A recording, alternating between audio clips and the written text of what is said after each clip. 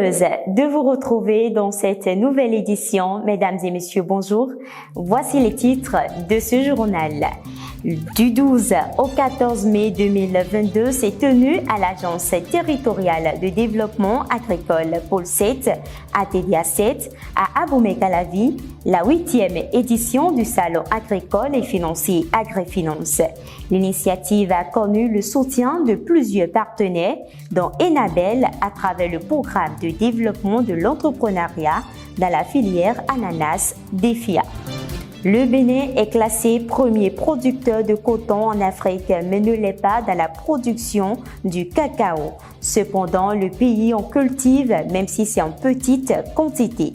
Martine Awele nous amènera à la découverte d'un cacaoculteur qui opère dans la commune de Sakété.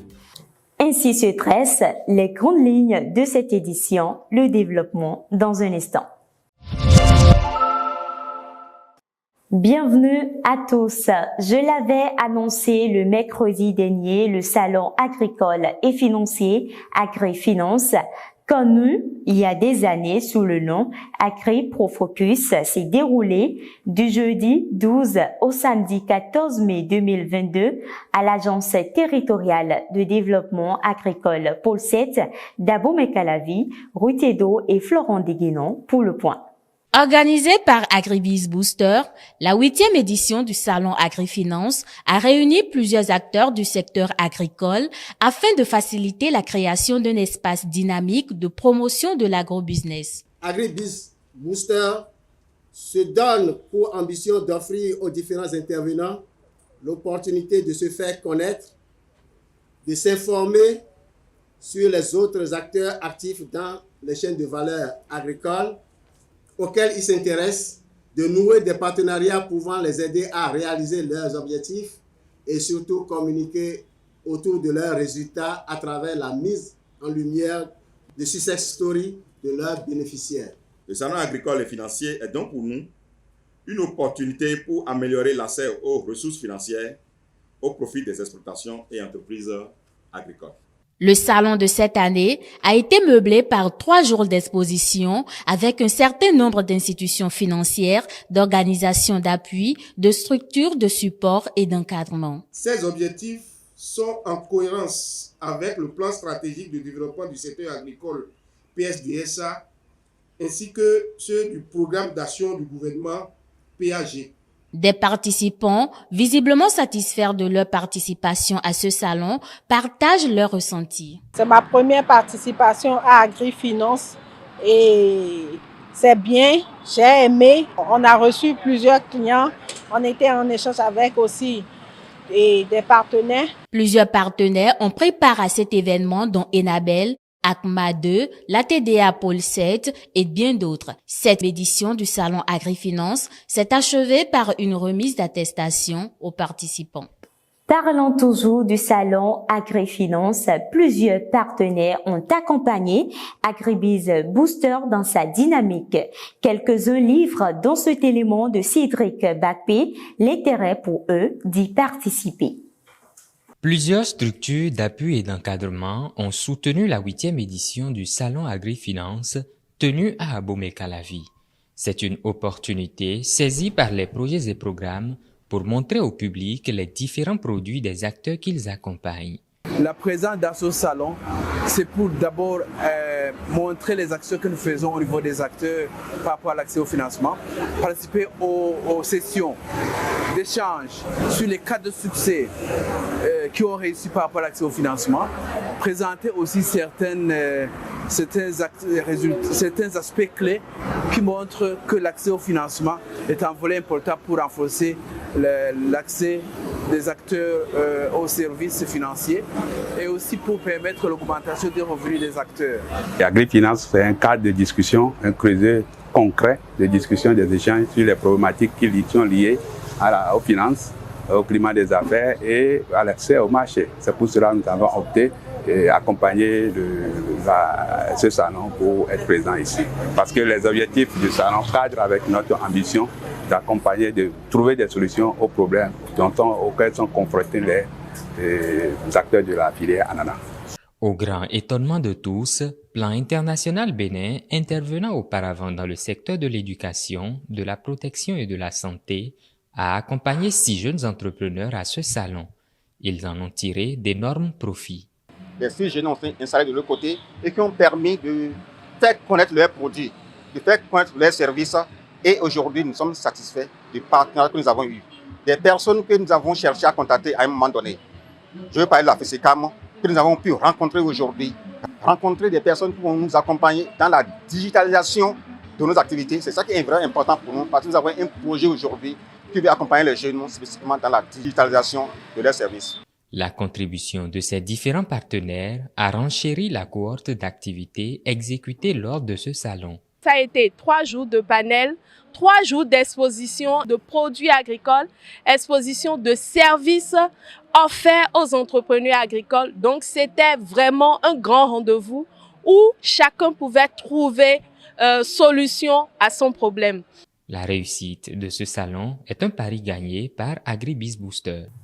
Le 29 mars 2022, l'Assemblée générale des Nations unies a désigné la journée du 12 mai pour célébrer au plan international la santé des végétaux, une première visant à protéger l'environnement et stimuler le développement économique.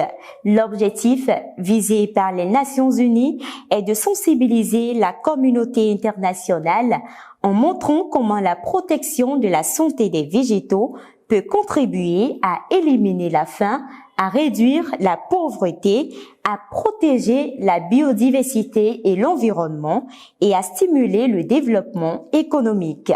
Désormais, chaque 12 mai, pour ne pas dire chaque jour, les végétaux bénéficieront de l'attention des humains dans l'intérêt de la cause commune. Le jeudi 12 mai dernier a démarré la tournée d'information et de sensibilisation des populations sur les mesures prises par le gouvernement dans les 77 communes du Bénin pour faire face à la crise économique mondiale. Les émissaires du gouvernement expliquent aux populations les raisons de la hausse des prix et les mesures apportées par le gouvernement tout en s'efforçant de déconstruire les fake news. D'abord, il s'agit des conséquences de la pandémie de la COVID-19 qui continue d'affecter les chaînes de production et d'approvisionnement à travers le monde. Ensuite, il y a les conséquences de la guerre en Ukraine.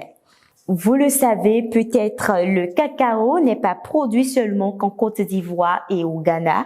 Notre pays, le Bénin, en cultive également. Lilian Martine Awele est allée à Sakété rencontrer un cacaoculteur qui en fait son gagne-pain. Elle évoque dans son reportage quelques bienfaits du fruit. Le cacaoyer est un arbre de 8 à 12 mètres de haut exploité pour la production des cabosses contenant les fèves de cacao.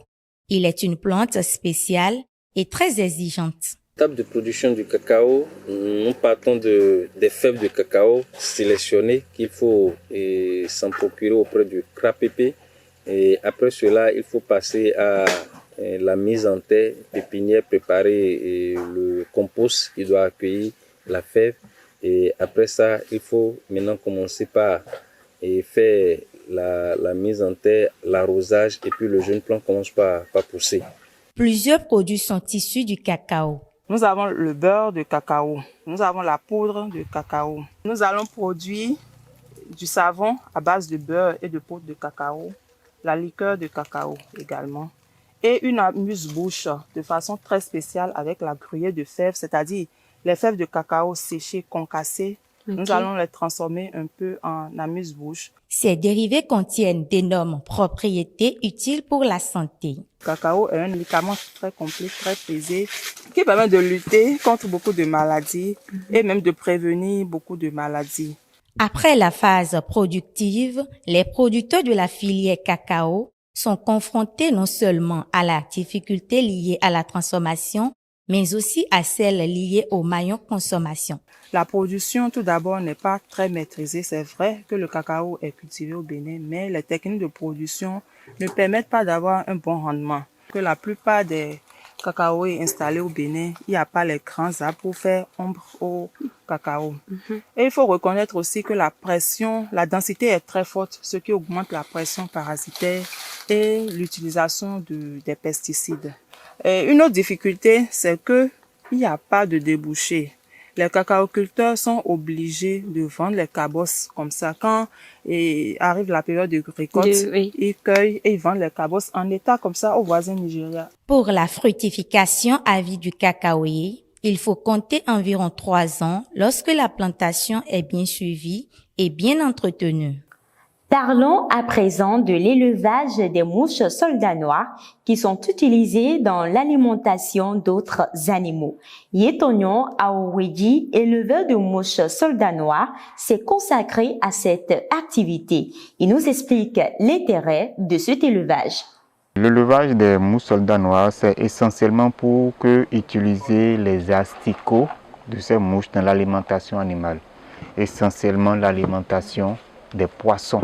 Parce que pour élever des poissons, il faut beaucoup de protéines, énormément. Et la norme, c'est d'utiliser des farines de poisson dans l'aliment des poissons pour avoir du poisson. Donc, ça fait que nous sommes en train de surexploiter la capacité de nos cours, de nos océans à donner de la farine de poisson pour l'aquaculture. La solution à ça, c'est de développer d'autres aliments aussi riches en protéines que la farine de poisson, qui puissent permettre d'atteindre les objectifs de production pour nourrir l'humanité. Et l'aliment de choix pour faire ça, ce sont les asticots, les insectes, notamment les asticots de mouches soldats noirs. Finissons cette édition par la page Inter Félitissac SA, société industrielle anonyme de 3 Ivoiriens spécialisés dans la fabrication d'emballages pour le stockage, le transport et la manutention, a organisé une journée porte ouverte vendredi 13 mai 2022. L'objectif de cet événement était de créer un cadre d'échange avec ses clients et partenaires en prélude aux prochaines campagnes de commercialisation du café cacao et de l'anacarde démarrant en octobre 2022 et février 2023. Voilà qui met un terme à ce journal. Merci à vous de l'avoir suivi. Je vous retrouve mercredi prochain pour le même plaisir.